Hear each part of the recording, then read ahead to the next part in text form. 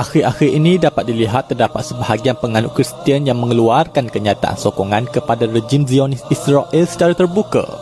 Adalah sesuatu yang aneh kerana pada hakikatnya kerajaan negara haram Israel yang dibangunkan oleh Yahudi Zionis ini turut juga melakukan kekejaman dan menindas kepada penganut agama Kristian Arab yang tinggal di bumi Palestin.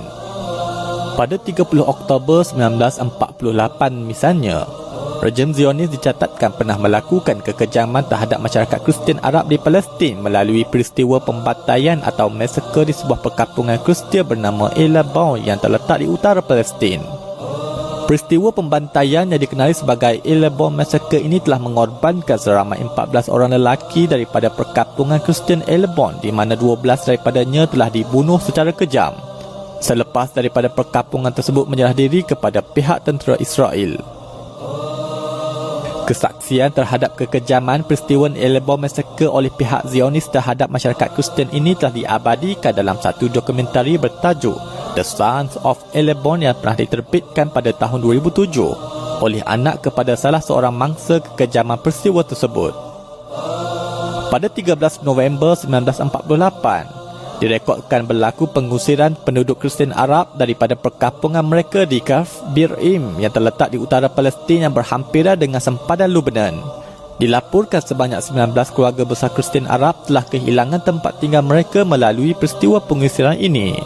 Penindasan dan kezaliman rejim Zionis terhadap masyarakat Kristian Arab ini tidak hanya berlaku pada ketika awal penubuhan negara haram Israel sahaja. Pada alaf baharu ini turut direkodkan juga berlaku penindasan terhadap masyarakat Kristian Arab di Palestin oleh rejim Zionis. Pada tahun 2018, kerajaan negara haram Israel telah mengenakan satu cukai baharu yang menindas ke atas gereja makam suci atau Church of the Holy Sepulchre yang terletak di Jerusalem, Palestin. Gereja yang dipercayai dibina di atas tempat di mana Jesus Christ dipercayai telah disalib dan dimakamkan ini telah dikenakan suatu bentuk cukai baharu yang telah mengundang kemarahan masyarakat Kristian di Jerusalem.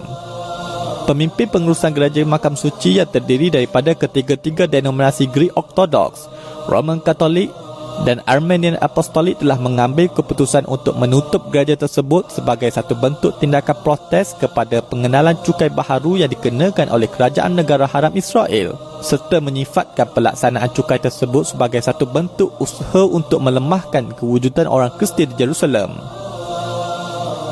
Justru adalah sesuatu yang sangat aneh untuk menyaksikan wujudnya golongan masyarakat Kristian daripada luar Palestin terhadap negara haram Israel selepas apa yang dilakukan oleh mereka terhadap masyarakat Kristian Arab di Palestin. Pada masa yang sama, kewujudan kelompok golongan Kristian yang dinamakan sebagai Kristian Zionis yang sangat lantang memperjuangkan hak orang Yahudi untuk membina kerajaan di atas bumi Palestin atas dasar kepercayaan agama adalah sesuatu yang lebih menganehkan. Apakah golongan Kristian Zionis ini tidak mengetahui bahawa terdapat penghinaan yang dahsyat terhadap agama Kristian, Jesus Christ serta ibunya Virgin Mary dalam kitab suci kedua agama Yahudi iaitu Talmud? Di dalam kitab Talmud dalam buku Sanhedrin pada bahagian 43a misalnya, ada termaktub nama Jesus sebagai Jesus the Nazarene yang dituduh sebagai tukang sihir dan pembawa ajaran sesat. Talmud menyatakan, pada malam Paskah, mereka menggantung mayat Jesus orang Nazarene setelah mereka membunuhnya dengan cara merejam dengan batu.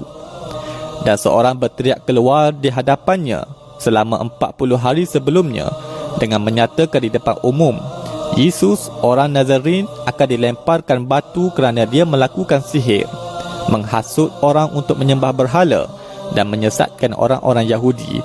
Sesiapa yang mengetahui alasan untuk membebaskannya harus tampil dan membela bagi pihaknya, dan pengadilan tidak menemukan alasan untuk membebaskannya.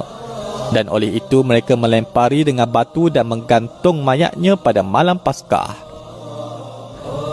Seterusnya dalam buku Sanhedrin bahagian 67a dinyatakan lebih lanjut tuduhan jahat mereka terhadap Jesus apabila mereka menggelar Jesus sebagai Ben Stada dan Ben Pandera, yang mana ia bermaksud anak setada dan anak Pandera. Pandera adalah nama lelaki yang dikatakan oleh mereka telah berzina dengan Mary, dan setada pula adalah istilah ejekan yang mereka ciptakan daripada frasa setat da dalam bahasa Ibrani yang bermaksud curang dengan suaminya. Justru itu ia secara tidak langsung bermaksud mereka memaksudkan Mary berzina, dan Jesus pula adalah anak hasil daripada perzinaan. Selain itu, masih banyak lagi penghinaan terhadap agama Kristian seperti siaran TV di Israel yang menyiarkan penghinaan kepada Jesus yang disalib dengan ejekan yang melampau. איך אתה מעז להטיף ליהודים התמימים? אלוהים! למה עזבתני? אתה נאצי ישו, אתה נאצי! טופי! לא, טופי, אני מפחד! אני הלכתי על המים, אני הפכתי צרצרים לעוגה! לא! אני לא ישו! זו טעות! אני משה רבנו! אל תגיעי במסמרים, טופי, לא! זה רק אפק!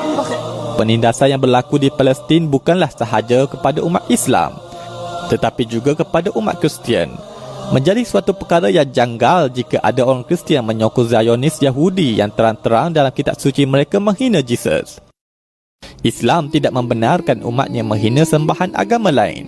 Malah Islam juga mengangkat dan memuliakan kedudukan Jesus atau Nabi Isa sebagai seorang Rasul. Allah berfirman di dalam Al-Quran,